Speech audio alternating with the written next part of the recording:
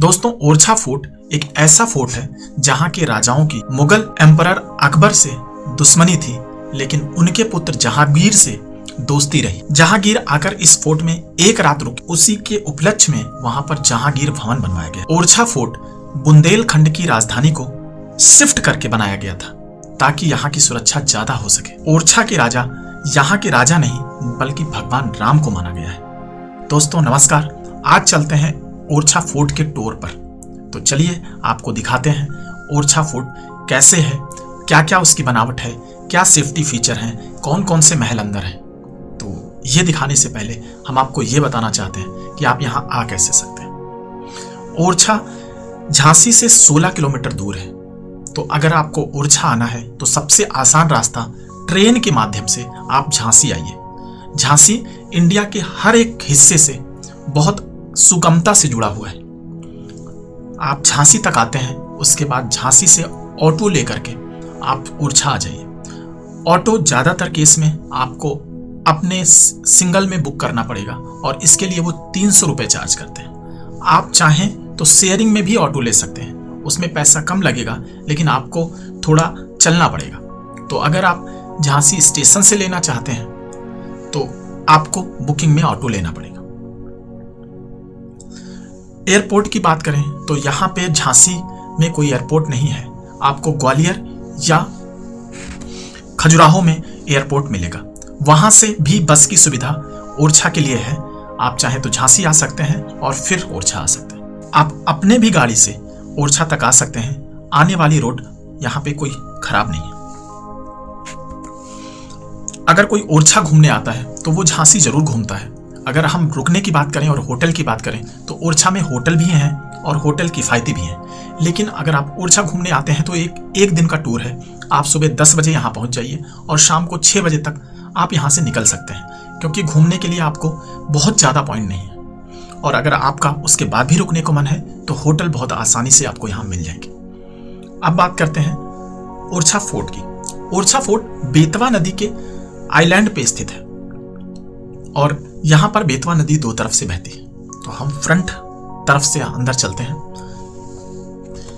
Gate पर ही ticket लेने के बाद हम पैदल चलते हुए अंदर जाते हैं।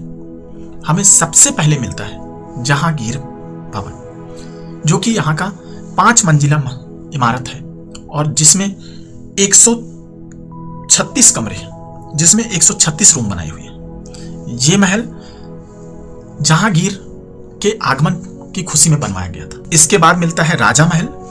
यह महल बुंदेल राजाओं का मुख्य निवास स्थान था, जिसकी दीवारों पर देवी देवताओं की चित्रकारी की। इसके अलावा यहाँ पर शीश महल है, जो कि अब एक हेरिटेज होटल में परिवर्तित कर दिया गया है, जहां पर्यटक शाही अनुभव का आनंद ले सकते हैं। राय प्रवीण भवन, यह महल पवित्र कवियत्री और संगीतज्ञ राय प्रवीण के लिए बनवाया गया था, जो अपनी कला के लिए जाने जाते हैं।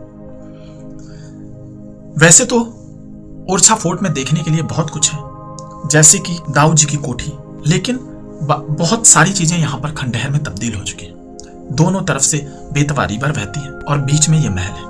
महल के सामने ही राजा राम मंदिर है और चतुर्भुज मंदिर है, जो कि यहाँ के राजा मधुकर शाह जी के द्वारा बनवाया गया था। इसकी अलग स्टोरी है जो कि आप वीडियो के लिंक में देख सकते हैं। दोस्तों, अब हम बात करते हैं हिस्ट्री की कि ओरछा कैसे डेवलप हुआ, कब बना, कौन यहाँ राजा बना। एक्चुअली ओरछा 1530 ईस्वी में बुंदेलखंड के राजा रुद्र प्रताप सिंह के द्वारा बनवाया गया था। बुंदेल राजाओं की पहले राजधानी गढ़ कुमार होती थी, लेकिन वो सुरक्षा की दृष्टि से उतना सेफ जगह नहीं थी।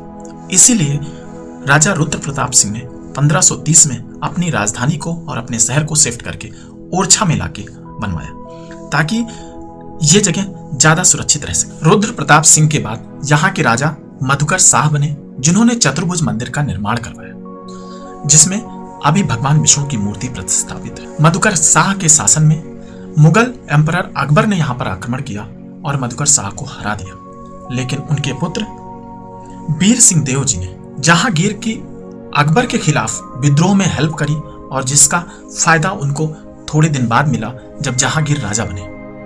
जहांगीर राजा बनने के बाद यहाँ पे एक दिन के सफर पर भी आए, जिसकी वजह से जहांगीर भवन का निर्माण करवाया गया था। तो ये महल मुगल अकबर के बादशाहों से भी जुड़ा हुआ है। ये बुंदेलखंड के राजाओं से जुड़ा हुआ है। इसका इतिहास बहुत ही पुराना और गौरवशाली है, और ऐतिहासिक के साथ साथ ये पौराणिक चीजों से भी जुड़ा हुआ है, भगवान राम से जुड़ा हुआ है। थैंक यू दोस्तों।